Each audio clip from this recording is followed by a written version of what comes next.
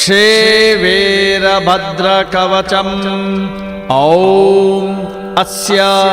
श्रीवीरभद्रकवचमहामन्त्रस्य पशुपतिर्षिः अनुष्टुप् छन्दः श्रीभद्रकाली समेत वीरभद्रो देवता ह्रां बीजं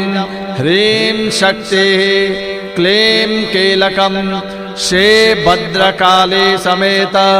वीरभद्रेश्वर प्रसाद सिद्ध्यर्थे जपे विनियोगः ध्यानं रुद्ररौद्रावतारं हुतवाहनयनं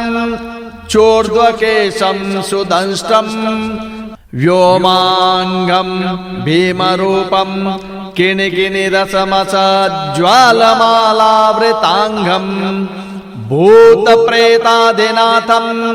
करकमलयुगे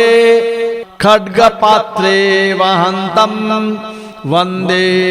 लोकै